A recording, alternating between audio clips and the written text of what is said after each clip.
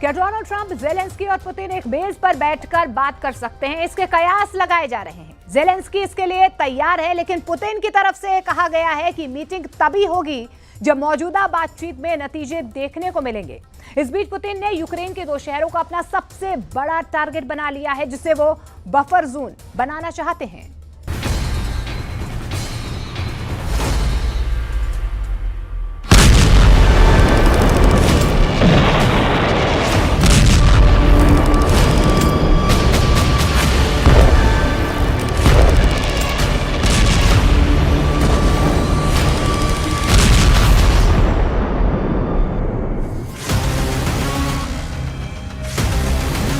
ये यूक्रेन में खूनी मंगलवार है।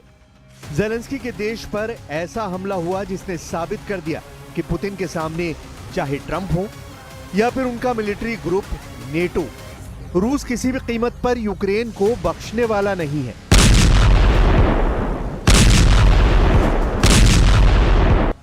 ये पुतिन का लगातार सबसे बड़ा प्रहार है। मंगलवार की रात को खार्किव पर ऐसा हमला हुआ कि आग बुधवार की सुबह तक दहकती रही।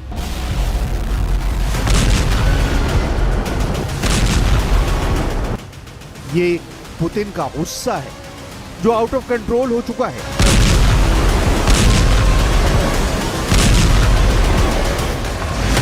लेकिन इससे भी बड़ी खबर यह है कि अब पुतिन, ट्रंप और ज़ेलेंस्की एक टेबल पर बैठकर बात कर सकते हैं। ऐसा दावा पुतिन के प्रवक्ता ने किया है।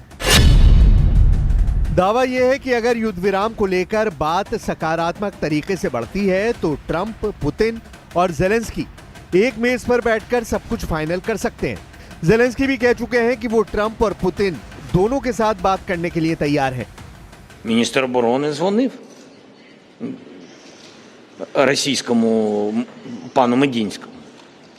Так, вони сказали, буде, але ми так і не дочекались. Ніхто не дочекався. Ми запитали Сполучені Штати Америки, вони також чекають, всі чекають. ये दावा ऐसे वक्त किया जा रहा है जब पुतिन ने यूक्रेन को पूरी तरह से रौंदने का फाइनल फैसला कर लिया है, क्योंकि अब सीधा राजधानी कीव पुतिन के टारगेट पर आने वाली है। इसका इशारा पुतिन की नई रणनीति से पता चलता है। पुतिन के टारगेट पर हैं यूक्रेन के 2 बड़े शहर खार्किव और सूमे। यहां रूस बनाना चाहता है बफर जोन, लेकिन ज़ेलेंस्की बता रहे हैं इसे पुतिन का किल जोन, जहां से कोई बचकर नहीं निकल पाएगा। Уже говорил, что было принято решение о создании необходимой буферной зоны безопасности вдоль границ. Наши вооруженные силы сейчас эту задачу решают. Активно подавляются огневые точки противника. Работа идет. पुतिन बता चुके हैं कि यूक्रेन के कई फायरिंग पॉइंट यानी कई मोर्चों पर ताबड़तोड़ हमले किए जा रहे हैं और उनको जल्द से जल्द उखाड़ फेंकने की कोशिश है। रूस ने अब तक सूमे के आसपास 6 गांवों पर कब्जा किया है। कई और गांवों और कस्बों के आसपास आमने सामने का युद्ध चल रहा है। पुतिन के टारगेट पर यूक्रेन के पूर्वोत्तर में ट्रिपल सिटी है, खार्किव, सूमे और चर्नीव। अगर इनके आसपास पुतिन बफर जोन बनाने में कामयाब होते हैं तो समझ लीजिए फिर यूक्रेन की राजधानी तक पुतिन की रेंज होगी और फिर ज़ेलेंस्की का सबसे मजबूत किला कैसे ढह जाएगा, इसका खतरा नेटो से लेकर व्हाइट हाउस तक फैल चुका है। पुतिन ने मई के महीने में बहुत तेज हमले किए हैं और अब ट्रंप को भी लग रहा है कि जून का महीना यूक्रेन में ज़ेलेंस्की के लिए करो या मरो वाला होने वाला है। I'm not happy with what Putin's doing. He's killing a lot of people, and I don't know what the hell happened to Putin. I've known him a long time, always gotten along with him, but he's sending rockets into cities and killing people, and I don't like it at all, okay? We're in the middle of talking, and he's shooting rockets into Kiev and other cities. I don't like it at all. Zelensky का इल्जाम है कि रूस ballistic missile में cluster warhead का इस्तेमाल कर रहा है ताकि मिसाइल छोटे दायरे में नहीं बल्कि बड़े इलाके में ज्यादा से ज्यादा तबाही मचाए। पुतिन भी बताना चाहते हैं कि उनके पास यूक्रेन पर हमला करने के लिए हथियारों की कोई कमी नहीं है। रूस का अटैक लगातार जारी रहेगा और यूक्रेन जलता रहेगा। यूक्रेन इस वक्त पुतिन की मिसाइल पावर से बहुत ज्यादा घबराया हुआ है। रूस ने अब तक यूक्रेन पर 2 बहुत ही खतरनाक बैलिस्टिक मिसाइलों का ज्यादा से ज्यादा इस्तेमाल किया है। पहली है पुतिन की सबसे सटीक माने जाने वाली इस्कंदर M बैलिस्टिक मिसाइल, जिसकी रेंज 500 किलोमीटर है। यूक्रेन का दावा है कि पुतिन इस मिसाइल को क्लस्टर बम से लैस कर रहे हैं ताकि ज्यादा से ज्यादा नुकसान हो। ये 1 सेकंड में 2000 मीटर की रफ्तार से हमला करती है, यानी इसको रोकना किसी भी मामूली एयर डिफेंस के लिए नामुमकिन है। दूसरी मिसाइल है तोचका, जो बॉर्डर के आसपास के इलाकों पर इस्तेमाल की जा रही है। ये टैक्टिकल बैलिस्टिक मिसाइल है जिसकी रेंज 120 किलोमीटर है। ये मिसाइल 1800 मीटर प्रति सेकंड की रफ्तार से हमला करती है। Wir werden deshalb den Druck auf Russland weiter erhöhen. Wir tun das, um die Kriegsmaschine Moskaus zu schwächen.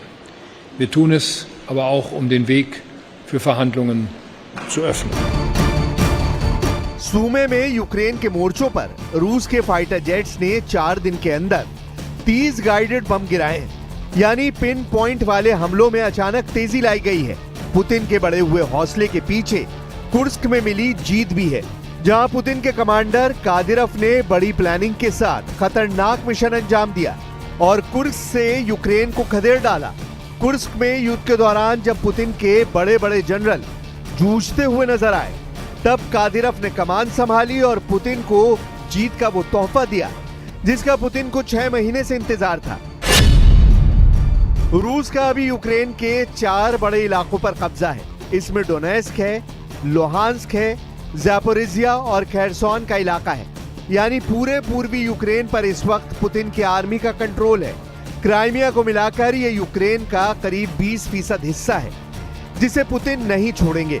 ये यूक्रेन पर उनके हमले बता रहे हैं। कॉन्स्टेंटिन मैशोवेट्स का दावा है कि रूस बहुत धीरे धीरे सूमे की तरफ बढ़ रहा है।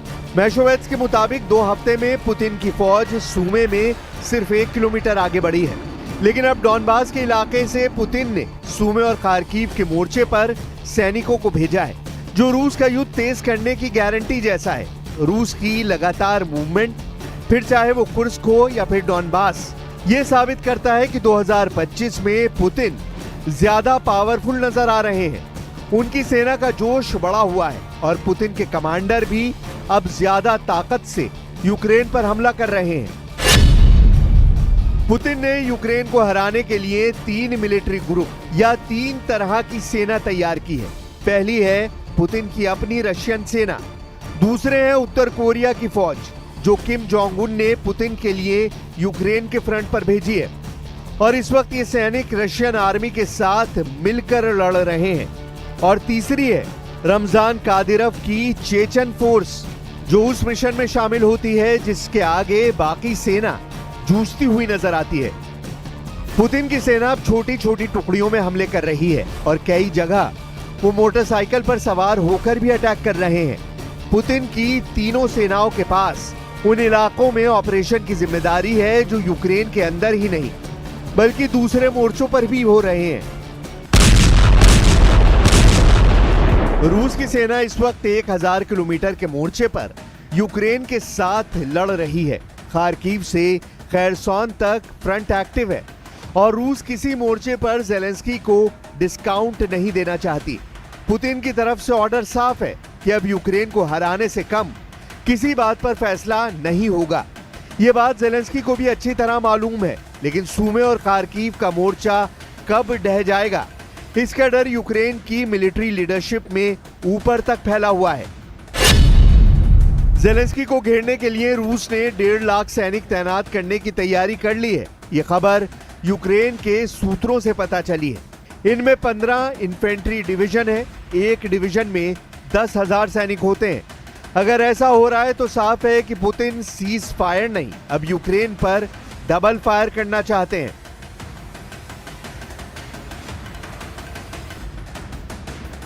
पुतिन पहले ही बता चुके हैं कि उनकी लड़ाई यूक्रेन से ज्यादा नेटो की सेनाओं से है, जो इस वक्त ज़ेलेंस्की के युद्ध को तेज करने के लिए यूक्रेन में मौजूद है।